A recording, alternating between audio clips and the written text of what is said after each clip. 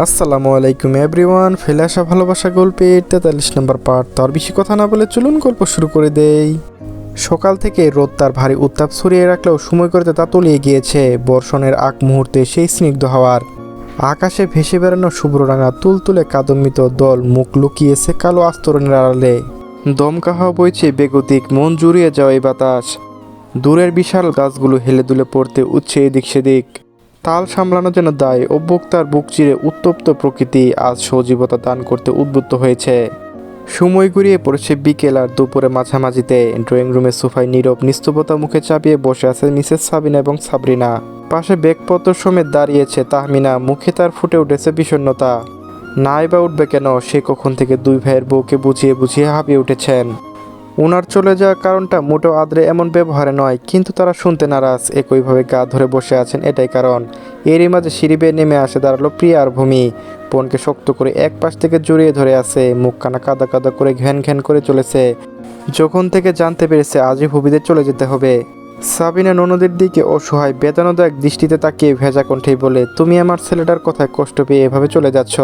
তুমি তো জানো আদ্র কেমন। তাহমিনা অতিষ্ঠ ভঙ্গিতে মাথা দুলিয়ে সাবিনার কাছে হাত রেখে আগলে ধরে বলেন, আহা, তোমরা বুঝতে চাইছো না কেন বলো তো? আদ্রের কথা আমি কিছুই মনে করিনি। ফাহাদের বাবার জরুরি কাজে দেশের বাইরে যেতে হবে। এখন আমরা যদি না যাই কিভাবে হয় বলো তো? মানুষটা তো চালিয়ে দিতে হবে নাকি? মামুনির বলা কথায় হঠাৎ আদ্রে খেয়াল মাথায় আসতেই ভূমি বিজ্ঞাপ নেই কিছুটা একটা ভেবে পিয়াকে ছেড়ে হুড়মুড়িয়ে দৌড়ে লাগা উপরে। দৌড়ে পদক্ষেপ থামায় আদ্রে ঘরের সামনে, দরজা হা করে খুলে রাখা। ভূমি মাথা উঁচিয়ে ভিতরটা একবার উকি দিয়ে দেখার চেষ্টা করলো। বিছানায় আদ্রে উপস্থিতি নেই, ভাবলো হয়তো ওয়াশরুমে হবে। ভয় হচ্ছে ঢুকতে, তাও মনে সাহস জুগিয়ে এক ভারী নিঃশ্বাস ফেলে মনে মনে আওড়ালো, ভূমি ভয় না হয় অন্যদিন পাবি, এখন ঢুকে পড়, এটা জরুরি এই মুহূর্তে। ভূমি পা টিপে টিপে ভিতরে ঢুকে এলো। এদিক সেদিক নজর বুলিয়ে আদ্রকে খুঁজতে লাগলো। সারা রুম জুড়ে আদ্রের ছোঁয়াও নেই। ওয়াশরুমে থেকেও কোনো আওয়াজ আসছে না। ভূমি ভাবনায় পড়লো কোথায় গেল। হুট করে পিছন থেকে আদ্রে ভারী কণ্ঠে আওয়াজ পেয়ে ঘাড় ফিরে তাকাতেই আদ্রের রক্ত কৃত্রিম উপায়ে বানানো শরীরের সাথে নিজের মাথাটা ধাক্কা খেয়ে পড়তে নিলে আদ্র তার ডান হাতটা ভূমির আগলে নিল। ভূমি এই বুঝি পরে কোমর ভেঙে গেল কথাটা ভেবে ভয়ে ভয়ে চোখ বন্ধ করে নিল। আদ্র ভূ কুচকে তাকিয়ে আছে ভূমির দিকে। মেয়েটার নাক মুখ কুচকে তা একটুখানি হয়ে গেছে, ঠোঁট জোড়া উল্টে রেখেছে। আদ্র পলকহীন তাকিয়ে আছে ভূমির মুখপানে। ভূমি এখনো চোখ বন্ধ করে রেখেছে। দেখে কিছুটা ধমকে বলে ওঠে, কি সমস্যা? ভূমি আদ্রের ধমকে পট করে চোখ খুলে তাকাতে নিজেকে আদ্রে হাতে আবদ্ধ দেখতে পেয়ে ফুস করে একটি স্বস্তির নিঃশ্বাস ছাড়ে। পরপর আদ্রে মুখের দিকে তাকাতে আদ্র মুখভঙ্গি দেখে ভয় পেয়ে শুকনো ঢোক গিলে রয়েস হয়ে উঠে দাঁড়ানোর চেষ্টা করে, কিন্তু আদ্র ভূমিকে দাঁড় না করিয়ে বরং আরও কিছুটা ঝুঁকিয়ে দেয়। সন্দিহান দৃষ্টিতে তাকিয়ে প্রশ্ন করে, আমার ঘরে কি চাই? আজকাল তো বেশ সাহস বেড়েছে দেখছি। আমার অনুমতি না নিয়ে যখন আমার ঘরে প্রবেশ করে যাচ্ছ, এটুকু সীমাবদ্ধ থাকলে তাও না হয় মানা যেত, কিন্তু তুমি তো রাত বেরাতে আমার ঘরে ঢুকে চুরি করছো। আদ্রের কথায় ভূমি অবাক বিস্ময় নিয়ে তাকায়। সে কখন চুরি করলো? এতবার এসেছে কখনো কোনো জিনিস ছুঁয়েও দেখলো না আজ পর্যন্ত। ভূমি হতভম্ব হয়ে চোখ বড় বড় করে তাকিয়ে বলে, এসব কি বলছেন ভাইয়া? বিশ্বাস করুন আমি কিছুই চুরি করিনি। আদ্র ভূ প্রসারিত করে ভূমির দিকে বেশ খানিকটা ঝুঁকে আসে, বেশ ভাবুক সিরিয়াস ভঙ্গিতে ধারণ করে বলে, চুরি করনি? তার থেকে বড় কিছু করেছ। ঘুমন্ত এক নিরীহ ছেলেকে তুমি। আদ্র এটুকু বলতেই ভূমি চেঁচিয়ে উঠে কানে হাত দিছে। লজ্জায় এই মুহূর্তে মেয়েটা মাটিতে নিচে চলে যেতে মন চাইছে। সে যে রাতে বেলা ওনার ঘরে এসেছে, কি করেছে সব কিছু জানতেন। ভূমির লজ্জা আড়ষ্ট হয়ে যাচ্ছে, যেন কিভাবে কি করে বুঝে উঠতে পারছে না। এ কেমন সর্বনাশ হয়ে গেল তার সাথে। কিভাবে আদ্র ভাইয়ের সামনে আসবে, তার এই বেহা মুখটা দেখাবে, এমন কিছু জানার পর। ইস কি লজ্জা, কি লজ্জা। আদ্র ভূমির অবস্থা দেখে মুখ টিপে হাসছে। ভূমি আরও কিছুটা জ্বালাতে এবার থেকে পুনরায় প্রশ্ন করে, কি হলো, চেঁচালে কেন? চেঁচানোর কথা ছিল আমার। আর এই বিষয়ে কিছু শোনা ভূমির কানে সহ্য হবে না। হাত পা এখনই কাঁপাকাঁপি শুরু হয়ে যাবে। আর কিছু সময় আদ্রের সামনে থাকলে। কথাটা কাটাতেই ভূমি থেমে যায়, লজ্জা আড়ষ্ট হয়ে অন্যদিকে তাকিয়ে বলে, ভাই আমাকে দাঁড় করিয়ে দিন না, একটা কথা বলতে এসেছিলাম। আদ্র ভূমিকে টেনে দাঁড় করিয়ে দেয়। ট্রাউজারের পকেট থেকে হাত গুঁজে জিজ্ঞাসু দৃষ্টিতে তাকায়। ভূমি আদর থেকে ছাড়া পেয়ে পরপর কয়েকবার চোখ পিটপিট করে নিঃশ্বাস ছাড়ে। স্বাভাবিক হয়ে তাড়া দিয়ে বলে ওঠে, ভাইয়া ফুপিরা চলে যাচ্ছে। কথাটা শুনে আদ্র বেশ চমকে উঠল। ঠোঁট ছিঁড়ে বের হওয়া হাসি মুহূর্তে ঘায়েল হয়ে এলো। কিছুটা জোরে বলে উঠল, হোয়াট? ভূমি মুখে কিছু না বলে কেবল উপর নিচ মাথা দুলিয়ে হ্যাঁ জানালো। আদ্র আর কিছু জিজ্ঞেস না করে হাতে থাকা মোবাইলটা বিছানায় ছুঁড়ে ফেলে গদগদ পায়ে রুম ত্যাগ করলো। ভূমি পিছনে ছুটতে নিলে হঠাৎ আদ্রের ফোনটা বেজে ওঠে। বের হতে নিল, থেমে দাঁড়ায়। দু পা পিছিয়ে মোবাইলটা হাতে নিয়ে স্ক্রিনে মাইশার নামটা দেখে মুখ বাঁকায়, রাগে মুখ ফুলায়। এই মেয়ের জন্য আদ্র ভাইয়ের সাথে কেমন করে কথা বলছিল। 3 দিন যাবৎ কত কষ্ট পেয়েছিল মোবাইলের দিকে তাকিয়ে দাঁতে দাঁত চেপে কলটা রিসিভ করে মাইশাকে কিছু বলতে না দিয়ে দিয়ে ভাব নিয়ে ব্যস্ত ভঙ্গিতে বলে, আপু আমরা এখন ব্যস্ত আছি, প্লিজ ডিস্টার্ব করবেন না। যখন তখন ফোন দিয়ে এটুকু বলে কট করে কলটা কেটে দিয়ে মোবাইলটা আগের জায়গায় রেখে দিয়ে বিশ্বজয়ী হাসি দিয়ে দৌড়ে বেরিয়ে আসে। তাহমিনা সোফায় বসে ভাইয়ের বউদের সাথে কথা বলছে, হুট করে আদ্র এসে নিজের ফুপিকে ঝাপটে ধরে। আকস্মিক হামলায় ভদ্র মহিলা টাল সামলাতে না পেরে কিছুটা হেঁচকিচিয়ে পিছন সরে যায়। তাহমিনার সাথে সাথে পরপর সকলে অবাক চোখে থাকে আদ্রের দিকে। আদ্র অপরাধ বোধ শীতল কণ্ঠে একইভাবে থেকেই বলে, আমি সরি ফুপি, তখন মাথায় অতিরিক্ত রাগ চেপে গিয়েছিল, কি থেকে কি বলেছে বুঝতে পারিনি, প্লিজ কিছু মনে করো না, জানোই তো রাগ উঠলে নিজেকে সামলাতে পারি না। আদ্রে কাণ্ডে সবাই হা হয়ে গিয়েছে, ছেলেকে যে হুট করে এভাবে ঝাপটে পড়বে তা ভাবতেই পারিনি। তাহমিনা ছেলের কথা হেসে উঠলেন, মাথায় হাত বুলাতে বুলাতে কোমল কণ্ঠে বললেন, দূর পাগলা, আমি তোর উপর রাগ করছি কে বলল, এটুকু রাগ করিনি। মায়েরা যদি ছেলেদের এটুকুই কথা সহ্য না করতে পারে তবে কে করবে বল। আদ্র মুখ তুলে তাকায় পাশে থাকা নিজের মার মামুনির দিকে, একই দৃষ্টিতে তাকিয়ে কোমল কণ্ঠেই বলে, মা মামুনি সরি এতটা বাড়াবাড়ি করার জন্য, প্লিজ রাগ করবে না তোমরাও, আর কখনো এমন করবে না, প্রমিস। তুই মাকে সামলে এগিয়ে আগলে ধরে নিজের বাহুতে। ক্ষণিকের দৃষ্টি হওয়া রাগ অভিমান ভুলে তিনজন একসাথে ছেলেকে জড়িয়ে ধরেন, চোখ অশ্রু টলমল করছে, অথচ মুখে তৃপ্তিময় হাসি তিন মায়েরই। মুহূর্তে ভুলে গিয়েছেন ছেলের করা আচরণ, বলে ফেলা কথাগুলো।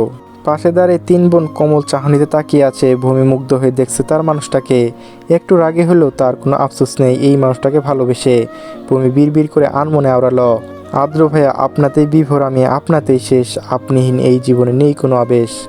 ধরণীতে অম্বর ছিঁড়ে ফেটে পড়েছে মুষলধারে বৃষ্টি, বাতাসের মাত্রা তীব্র থেকে তীব্র হয়ে উতাল পাতাল করে দিচ্ছে অনেকক্ষণ। আধার নিঝুম কালো আকাশে ঘনে ঘনে তীব্র বর্ষণের ফাঁকে ফুটে উঠেছে বিদ্যুষের সরুরেখা, তার রশ্মিতে হুটহাট আলোকিত করে তুলছে এই অন্ধকারে আচ্ছন্ন অনেকক্ষণ।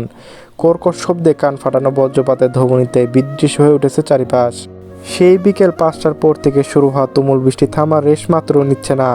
ভারী বর্ষণের ফলে বৈদ্যুতিক তার বিচ্ছিন্ন হয়ে পড়েছে চারপাশে, তবে এতে খুব একটা সমস্যা হচ্ছে না শান্তি মঞ্জিলে। চারপাশে আলোয় ছড়াছড়ি, বৃষ্টি তো বেশি হয় ধরুন আজ আর টিচার আসেনি ভূমিদের পড়াতে, যার খুশিতে উপর নিচটাই টই করে ঘুরে বেড়াচ্ছে ভূমি। রোজ রোজ সন্ধ্যা নামতে এই আতঙ্ক মনে এসে ঝেঁকে বসে, আসবে পুনরায় এক গাদা পড়া নিয়ে বসতে হবে, কিন্তু আজ তো আর নেই। মনের খুশিতে হারছে আর বৃষ্টির ঝরঝর আওয়াজ উপভোগ করছে। বৃষ্টি ভূমির তেমন পছন্দ তালিকায় না পড়লেও আজ তা খুব একটা খারাপ লাগছে না, বরং প্রয়োজনের তুলনায় একটু বেশি আনন্দ লাগছে মনটা। বারবার ছুটে যেতে মন চাইছে ছাদে, কিন্তু তার অনুমতি পাওয়া হবে না, কারো থেকে ভালোই জানা আছে।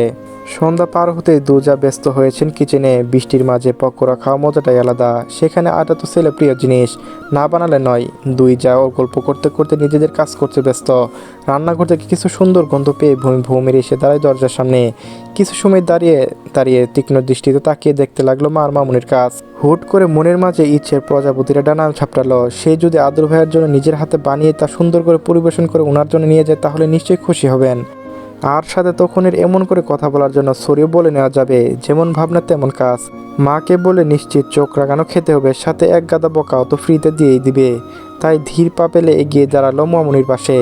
শাড়ির আঁচলটা টেনে নিয়ে তা আঙ্গুলে পেঁচাতে আর বলতে হাসপাস করছে, কিভাবে কি বলবে, কেমন লজ্জা লজ্জা লাগছে বলতে।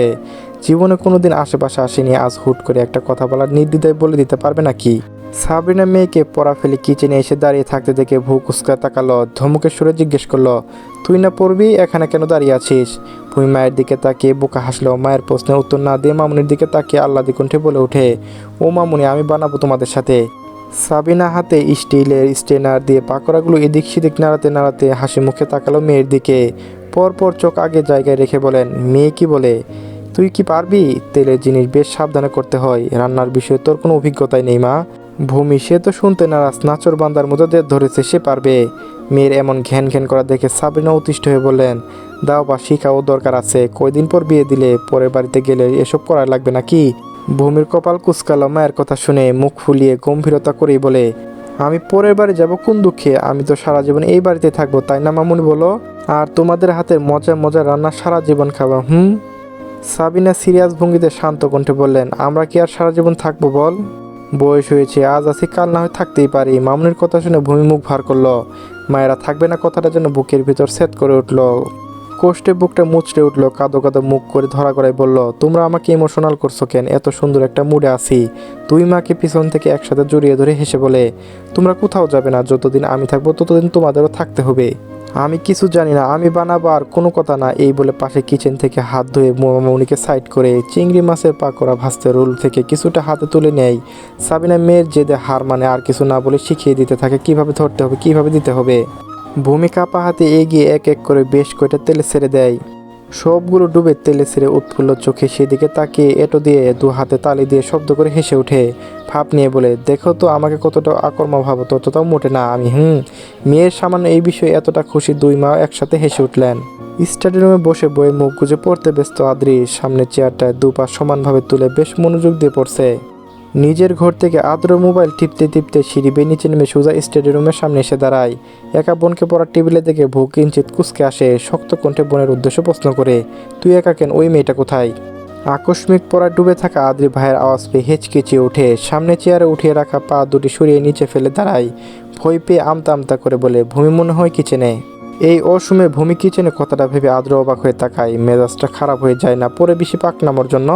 রেগে চোয়াল শক্ত করে সেদিকে পা বাড়াতে নিয়ে পুনরায় পিছন ফিরে বোনকে আদেশ করে বলে, হাত পা সরিয়ে ছিটিয়ে রেখে কি পড়ছিস, সুন্দর করে বস, মনোযোগ দিয়ে পড়াই। ভাইয়ের আদেশে সরে দেওয়া হুঁশিয়ারি আদ্রি হেসে চোখ মাথা নাড়ে। আদ্র ধীর পেয়ে এসে দাঁড়ায় কিচেনের সামনে। ভূমিকে দেখে কিছুটা কঠিন কর্কশ গলায় ধমকে সরে বলে ওঠেন, এই মেয়ে না পড়ে এখানে কি করে? ভাজাগুলো মাত্র স্টেনার তুলে নিচ্ছিল ভূমি। উপস্থিত বিনা ইঙ্গিতে আকস্মিক আদ্রে রাম ধমকে কেঁপে ওঠে ভূমির সারা শরীর। ভয় পেয়ে স্টেনারে ভাজাগুলো সমেত কড়ায় আছড়ে পড়ে। ডুবু ডুবু তেলের উপর ধরে রাখা ছিল ভূমির হাতটা, যার ফলে তেলে এসে ভূমির হাতে উমড়ে পড়ে। গড় গড় করে ওঠা তেলে ছিটকে হাতে পড়তে ভূমি আটকে আর্তনাতে চিৎকার করে ওঠে। বাম হাতে পুড়ে যাওয়া ডান হাতটা চেপে ধরে চোখ মুখ খিসে বন্ধ করে শব্দ করে কেঁদে ওঠে ভূমি। চলবে পরবর্তী পার্ট আপলোড দেওয়া হয়ে গেছে, সবাই দেখে নেবেন। ধন্যবাদ সবাইকে।